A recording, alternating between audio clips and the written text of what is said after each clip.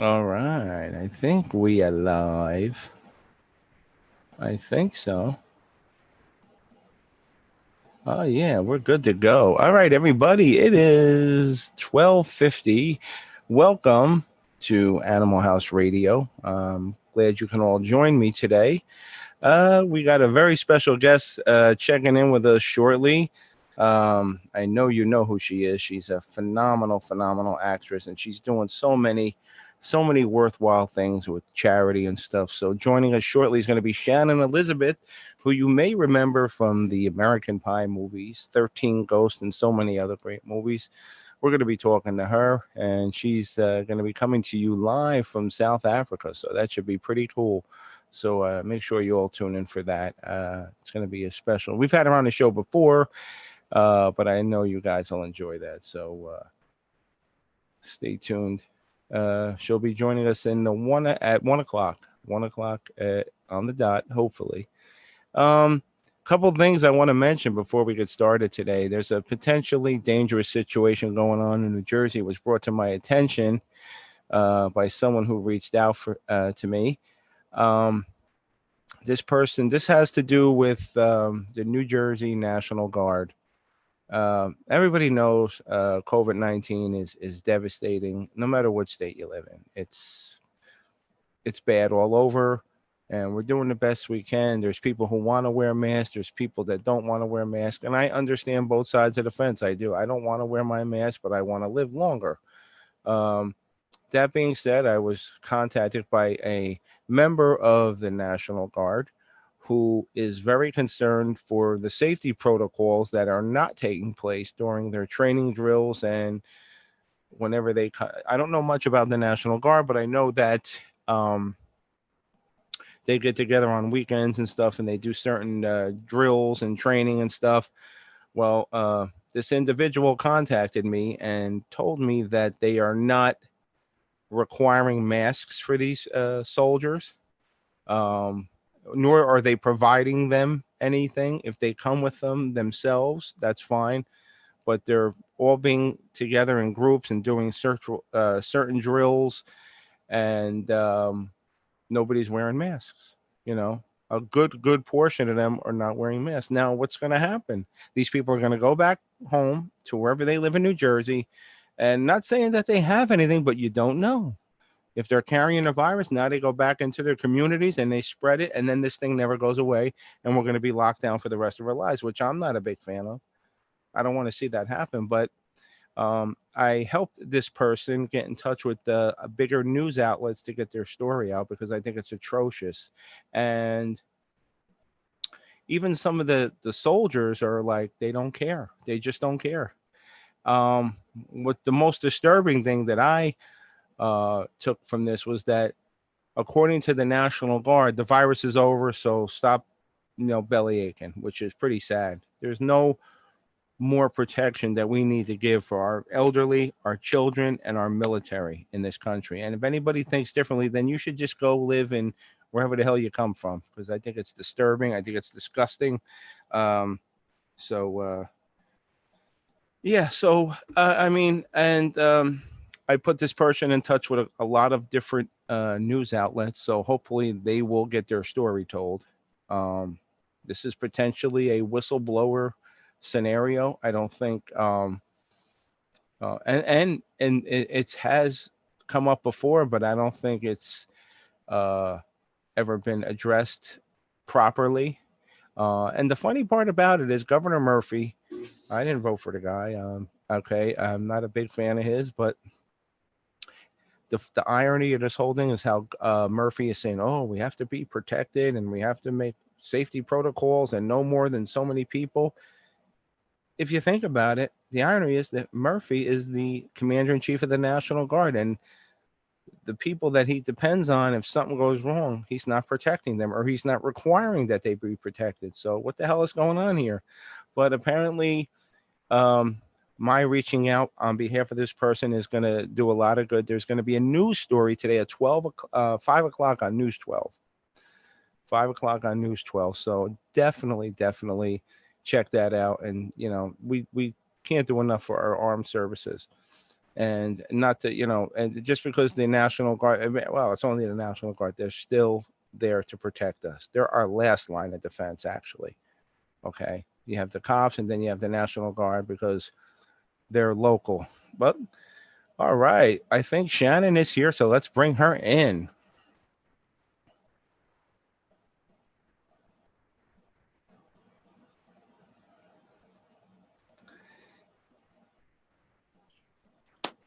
Hello, young lady. How are you?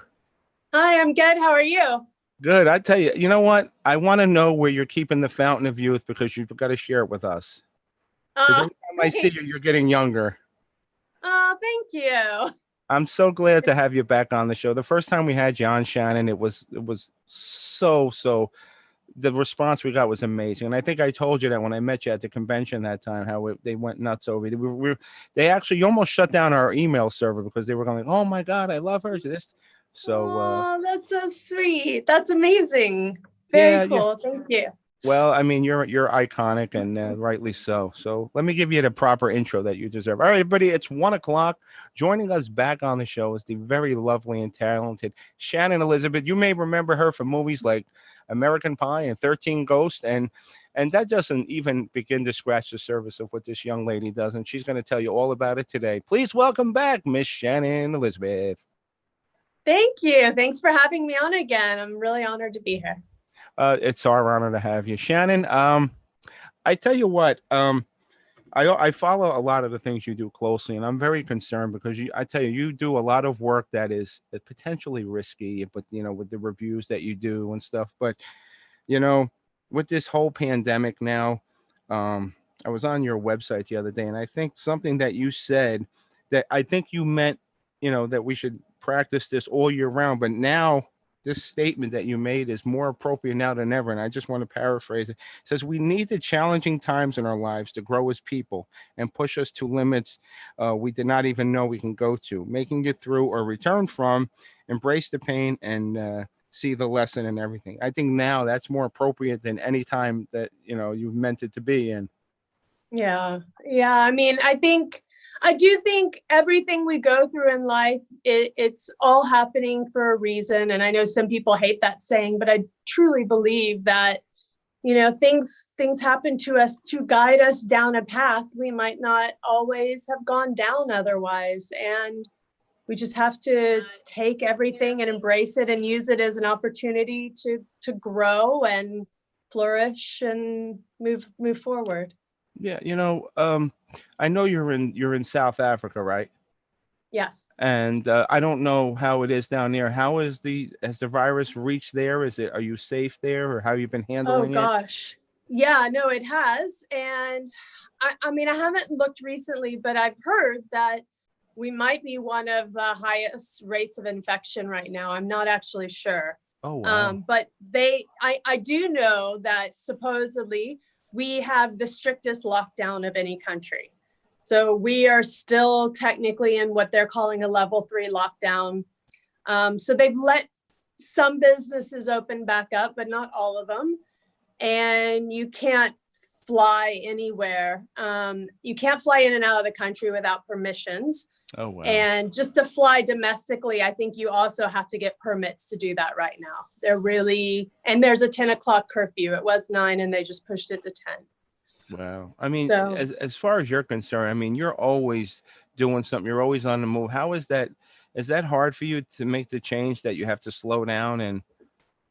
yeah, yeah. It definitely altered our plans, as I think it did for everyone. Right. I was supposed to be in I think right now I would have been in the US already. And then I was in the UK and then going to India. So, yeah, everything has changed and we're just sitting tight until we see what's next. Yeah, I haven't even heard about that. I mean, I'm in New Jersey, and then for a while we were ground zero between New York and New Jersey, and Yeah. you know, we have a potentially bad situation here. They're opening things up, and people are gathering, especially because it's the summertime here. It's August, and everybody wants to go to the beaches. There's like hundreds and hundreds of people in the bars and the clubs, and Look, I get it, Shannon. I don't want to be locked in. I want my freedom. I don't want to have to wear a mask, but I want to live longer. So, I mean, I understand both sides of the argument, but we got Yeah. contacted anonymously by this person who works for the New Jersey National Guard. He serves in the Guard. Um, Yeah. and they're not giving them any protection masks. They're making them drill and train together in groups of hundreds. No protection. They're not requiring protection.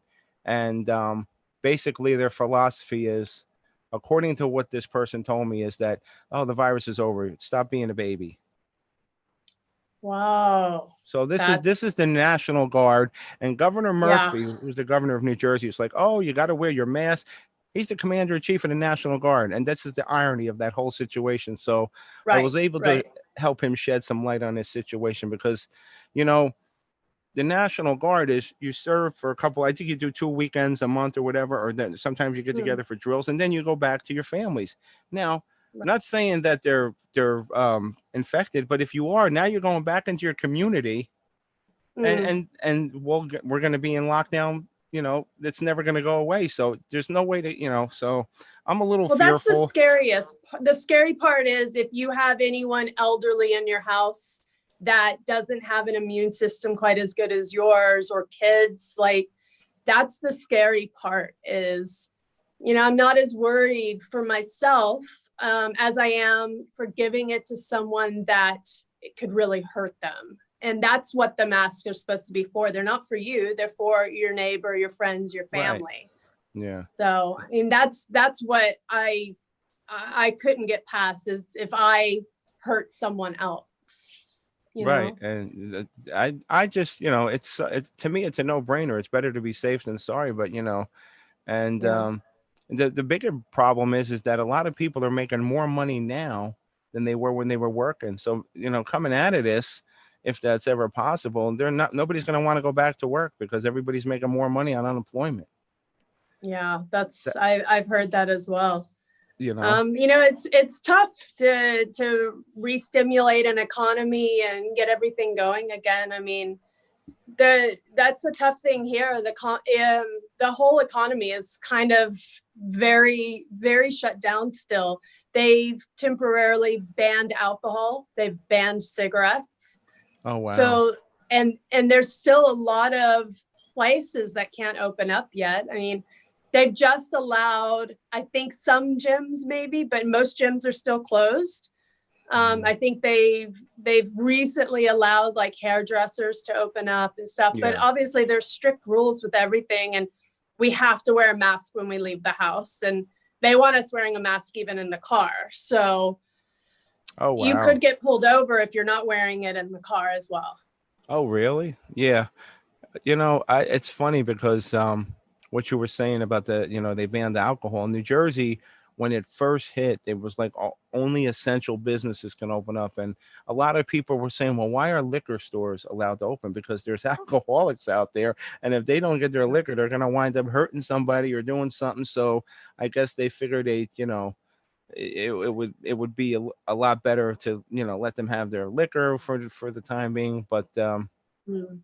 But you the know thing is, it does break your immune system down. And if we need our immune system high, I mean, I think the reason here that they went ahead and banned it for now is they were seeing a lot of domestic violence, domestic abuse at home, because people were now staying home all the time and not working. And so the president's given a few speeches about addressing the domestic violence. And I think that's why he took that away right now.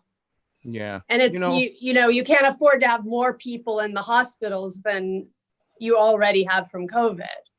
No, So, and luckily in the U.S., it's amazing because during this whole thing, we decided to do a series of videos to connect with our celebrity friends because people are stuck at home, and it's great to listen to us on the radio. That's fine, but they get a chance to see people and makes them feel okay. I'm not.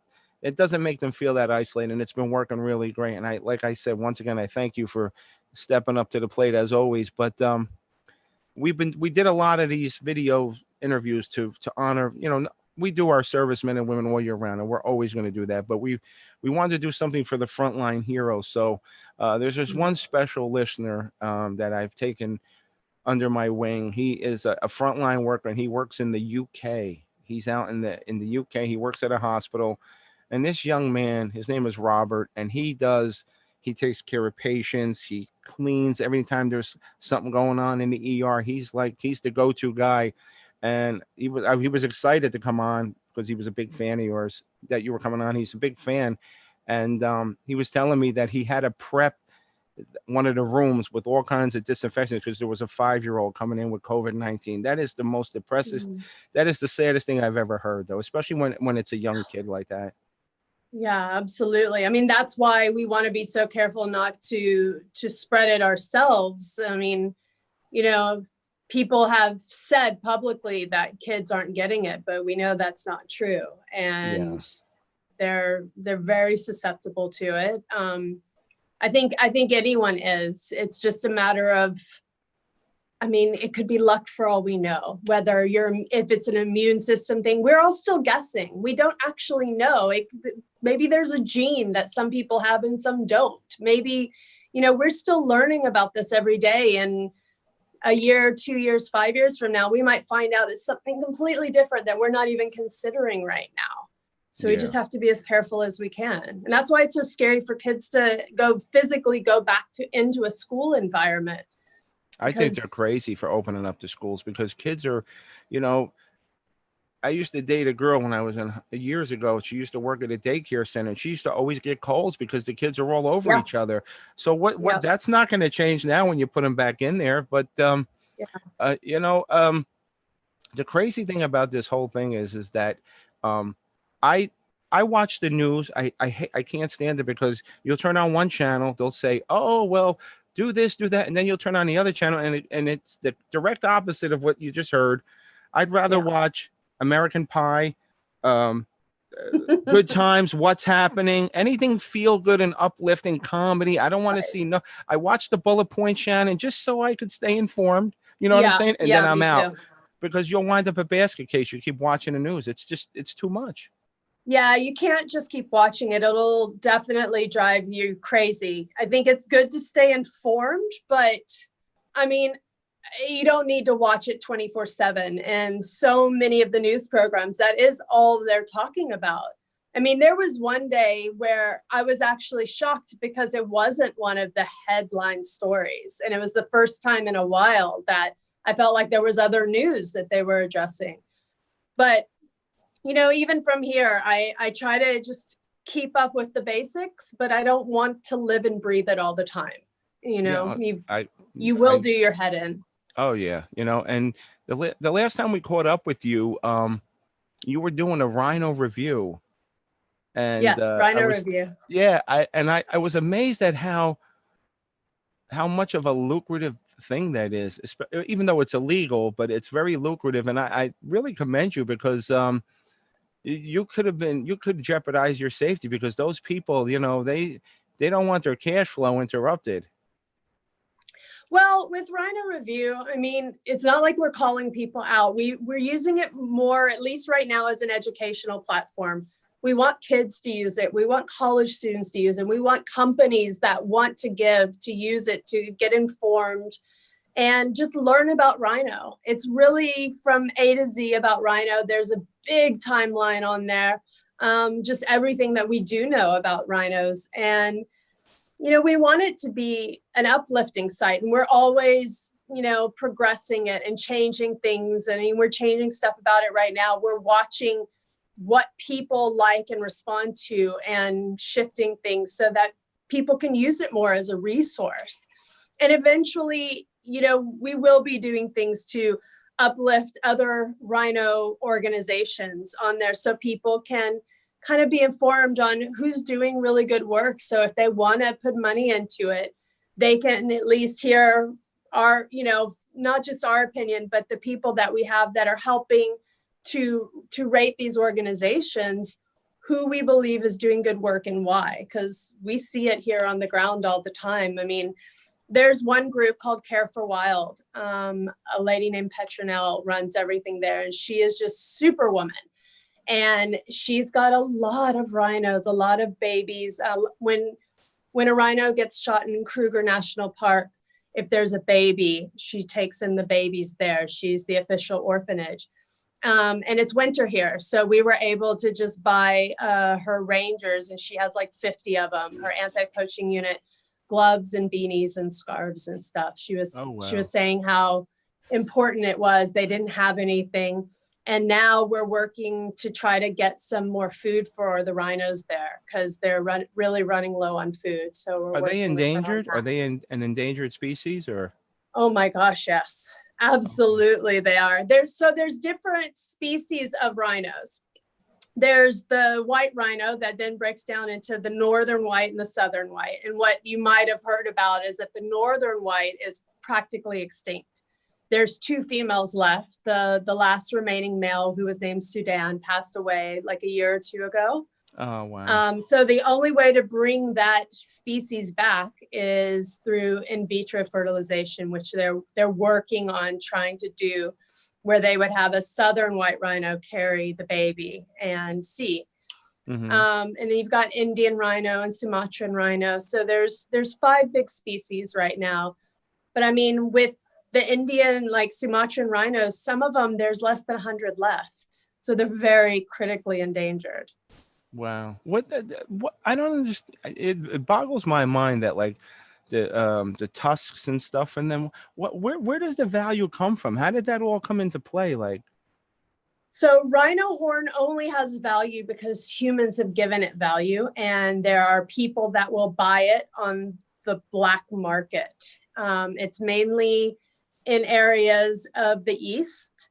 Now there at one time, so there's rhino horn and there's elephant ivory, and elephant ivory has pretty much been made illegal now, except for quote unquote antiques, but they would use both for things, sometimes in handles of daggers. They would use it in trinkets and stuff. Now with rhino horn, they're touting it as a medicinal cure for different things, but what they're actually doing is they're mixing it with other stuff.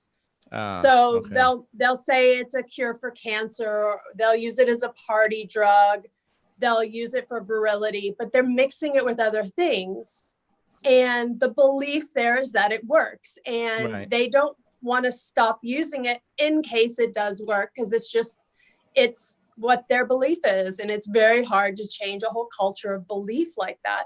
But on top of that, it's also considered a status symbol. If you're in a business meeting and you want the deal to go through, you give a rhino horn as a show of good faith that the deal will go through. Wow. That's the mentality that we really need to change, is that it's not a status symbol. It should actually be something you're very embarrassed to have, you don't want to have, you don't ever want to get it. And if you have any, you want to destroy them.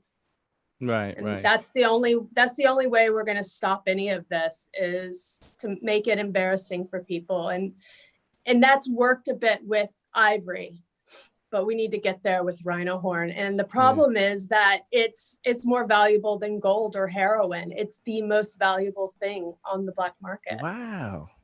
Well, with all the uses you said, especially with if you can make a drug or something out of it, that's a lure for anybody. And I mean, they're mixing it with other things, so they just want to be able to say that there's rhino horn in it. But in all honesty, if you take one of these quote unquote medicines that they say has rhino horn in it and you tested it, sometimes it's like horn from a buffalo, it's other things, but they want people to think it's rhino horn. But rhino horn's now too expensive, but they're still selling it because people are buying it. Right. And it's crazy. Everybody knows you. You're a fantastic actress, and I saw something recently that you actually stepped away from acting for a while. I mean, are we going to see you on the screen again? Because I mean, you're a natural. I mean, I haven't purposely stepped away per se, other than that I'm here. I have to say no to a lot of things because I'm in South Africa, and I still consider things and I still read stuff and put projects and stuff together. But obviously right now I can't travel back very easily. If I leave here, I wouldn't be able to get back in right now. Right. So, I mean, just by virtue of being here and doing the work that I'm doing, I'm just, I guess, being pickier with what I spend my time doing. And, you know, when I was going back before COVID, I would go back to the US like 3 times a year, and whether it was for conventions or to shoot a film or meetings, or sometimes we would lobby in DC. So I would do a whole trip of like everything all at once within like a month period. Oh, But so right yeah. now I can't do any of that, and there are no Right. conventions, and the work is just starting up again, and people are still figuring out what that's going to look like. Yeah, I talked to a lot of celebrities, and they were saying, back in May, oh, it's going to be August. Now they're saying September, October, because I mean, I see little independent things being made, but none of the major studios are doing anything. Yeah, I mean, it's tough. I think that they're probably having trouble figuring out, how does insurance cover the set now? And how do they cover the actors? How do they cover the crew?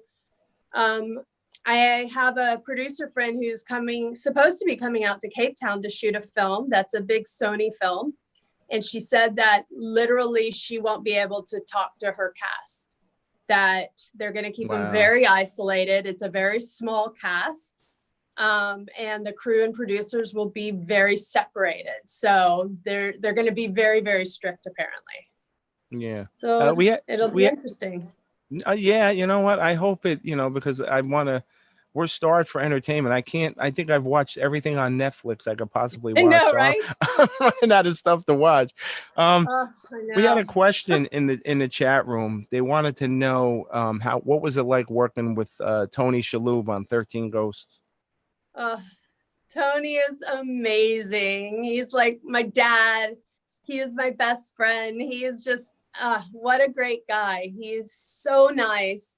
Um, we both have Lebanese in us, and that was kind of our bond, and the fact that we were playing daughter and dad, and we just had a lot in common that way, and I just absolutely love him. Yeah.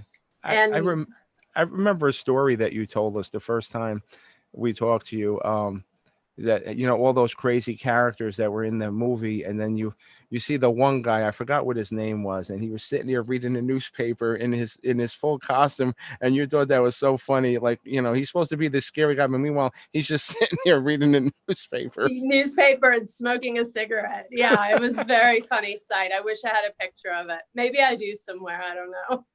Yeah. Now, But was yeah. being that you're Lebanese, was everything okay? Any family in Beirut or anything, or was affected, um or? I don't know any family members over there right now, but I have been talking to a friend who's very close with people that are there. She's been in, are you there? There you are. Yeah, I'm here. She's been in close contact with a lot of people over there. And she's been talking to me about ways to do some work with Animals Lebanon, because they're out Okay. there on the streets trying to get all the animals and trying to help on that side of things. But she's talking about maybe going out there, and I told her as soon as I'm allowed to travel, if she goes out there, I'll go out there with her Yeah. and just help however I can. Now, where did you do so much great work for animals, all kinds of charities. When did you start to really, did you say that this is what I want to do? Like, was it started early before you were acting, or it developed because you had some Yeah. notoriety and you figured you could do some good with it? No, I mean, I was always a huge animal lover since I was a kid. I would see a dead animal on the street and I would scream and cry, and my dad would think he was about to hit a kid, and I'd freak out. Like, I just always had this love for animals. And we had a dog, and when that dog passed, I wanted to get another dog, and my parents wouldn't let me because they said the dog would be around longer than I was, because I was going to graduate high school. And I just remember always saying that when I grow up, I'm going to have tons of animals because I can and I want to, and I love dogs. And so as soon as I did American Pie and got like in a position where I could start doing something to try to help, that's when I started researching organizations in LA, dog and cat rescues, and ultimately decided to start my own. Yeah, American Pie was such a great movie. I thought everybody was great in it. It was one of those iconic movies that we should watch now and ease our anxiety. But I could have swore, and correct me if I'm wrong, that you sort of you're sort of disappointed in that role. You regret doing that because it sort of pigeonholed you or something.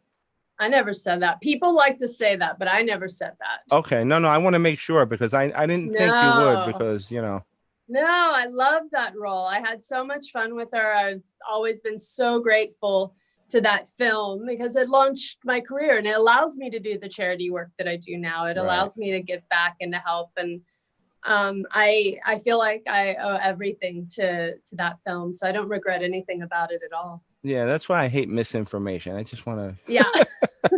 You But- have no idea the stuff that I read and hear. And I'm like, I never said that. I never did that. And I mean, when I was in LA, people would text me and say, are you showing up? And I'm like, what do you mean? Well, we have you on the list to come to this event tonight. You're supposed to be, and sometimes it'd be in like Arizona. You're supposed to be in Arizona right now. I'm like, I've never even heard about this event, but somebody's my put me on God. the list that I'm showing up because they wanted to use it to get other people there. So the Wow. kinds of things that I would hear, I'm like getting blamed for it. I'm like, I don't like having this reputation and I'm not showing up over something I don't even know about. Oh my God. Well, But what can you do? I'm hoping that you get out of lockdown real soon. And I know, unfortunately, because you're in lockdown, you can't do what you do to help these animals. And hopefully that ends soon. And if anybody wants to find out more about the Shannon Elizabeth Foundation, please go to shannonelizabeth.com and you can find out. .org. .org. I'm sorry, .org. .org. shannonelizabeth.org and find out all the cool things she's doing. And you can I give you one more? Oh, absolutely. Of course. What the one thing that we have done in response to COVID is to try to help the frontline workers for the animals, which are the rangers and the anti-poaching units. Oh, wow. So yes. we've set up a page strictly for that. And if you go to rangerrelief.org, you can read all about like the stuff that we're doing. And that's what's allowed us to do things like get the beanies and the scarves and stuff for the anti-poaching units. And ultimately we want to raise enough that we can try to get these guys to stay employed, because right now there's no tourism, and with no tourism, there's no way to pay the rangers. And if Wow. they aren't watching the animals, they don't have a job, what do? They could turn to poaching. We don't know. Like, we need to find ways to keep these guys employed, women and men employed. It helps them, it helps their community, it helps the animals, environment, everyone. And there's not going to be tourism for a while. So this is going to be an ongoing issue. Shannon, I know you're only one person and you, believe me, you do the work of 10 people. Do you ever think that we'll actually be able to put get a handle on it or eliminate poaching altogether? Or is it one of those things that's always going to be there, but it's like good versus evil? I think that I would love to think that we can, because that would put us out of business. I would love to think that we can get a handle on it and the animals and humans can live in peace and we don't need to do anything to save them. But I don't think I'm going to see it in my lifetime. Maybe future lifetimes will be lucky enough to get there, but it's not going to happen in our lifetime. So we have to just keep doing as much as we can. I mean, we've seen progress with elephants, with ivory. We've seen progress with like shark finning, although there's some horrific stuff happening right now in the Galapagos Islands with shark finning. Right now, the Chinese fishing boats are there, apparently. Wow. So even though we see progress, there's still a lot of work to do. And we just have to keep trying and doing what we can and educating ourselves, educating others, and The awareness is the most important thing, right? And it's pushing for change, because there has to be consumer will, government will, political will. Like, there has to be a reason for that change to happen. And that's where we've seen when people band together and push for something, you can make change happen. And that's what we have to keep holding on to. And that's the only way we're going to make change happen in this world. Well, that's powerful words. And you know what's funny, Shannon? Last week I did an interview with Louis Gossett Jr. He's got a new movie coming out, and I mean the man is as iconic and as he's Yeah. Hollywood royalty as you can get. And Yeah. he was talking about the virus and all the unrest that's going on all around the country, and it was so simple, but it made sense. He said it's going to take mankind to save mankind. I know it sounds stupid and simple, but that's basically it. There's no secret formula to fix this country. It's going to take mankind to save mankind. I mean, and who are we saving the animals from? It's from ourselves. That's, the hardest part. If animals were left to their own accord, they'd be Right. absolutely fine.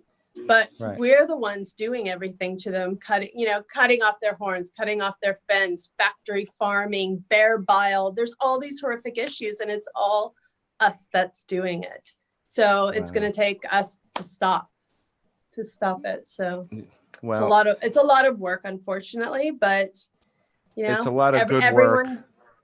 And I think if everyone finds the one thing they're interested in, the one thing they care about more than anything in this world, and that's bigger than yourself. So whether that's caring about animals, or whether that's caring about curing cancer, kids, hospitals, whatever it is, find the one thing that you love, that you're interested in, and go out and fight for it and be an advocate for it and be an activist. And then Absolutely. Everything gets covered. There's no one thing that's more important than another. It's all important. And I think that's why our journeys take us different directions in this life, because I believe that we are led down a path that we are meant to be great in that path to help these people or these animals, whatever it may be.